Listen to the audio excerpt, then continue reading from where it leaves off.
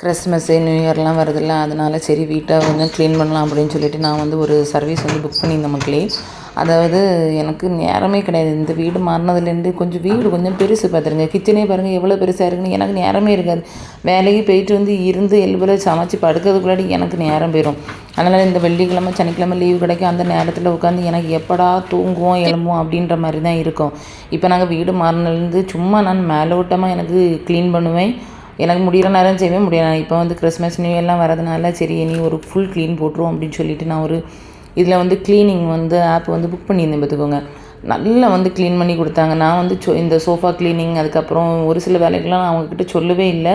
எனக்கு வந்து ஃப்ளோர் க்ளீனிங்கும் அதுக்கப்புறம் கொஞ்சம் ஃபுல் நீட் பண்ணி கொடுங்க அப்படின்னு அவங்க வந்து ரொம்ப நீட்டாக வந்து க்ளீன் பண்ணியிருந்தாங்க மக்களே. இது வந்து எங்கள் ஹாஸ்பிட்டலில் ஒருத்தவங்க வேலை செய்கிறாங்க. அவங்களோட அவங்க தான் அந்த சர்வீஸ் வச்சு நடத்துகிறாங்க.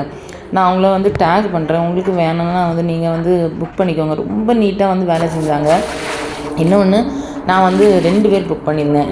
1 ஹவருக்கு வந்து 29 திர்ஹாம்ஸ் அப்படின்னு சொல்லிட்டு. உங்களுக்கு வேணும்னா புக் பண்ணிக்கோங்க. அவங்க வந்து எங்கேனாலும் வருவாங்க. ஆனால் நீங்கள் வந்து மினிமம் வந்து ஒரு 2 ஹவருக்கு நீங்கள் புக் பண்ணுங்கள் மக்களே. ரொம்ப நீட்டாக அவங்களோட வேலையெல்லாம் இருந்து மெட்டீரியல்ஸ் எல்லாம் அவங்களே கொண்டு வந்துட்டாங்க. அவங்கள வந்து பேஜும் அப்புறம் ஃபோன் நம்பர் கீழே கொடுக்குறேன். ஓகே.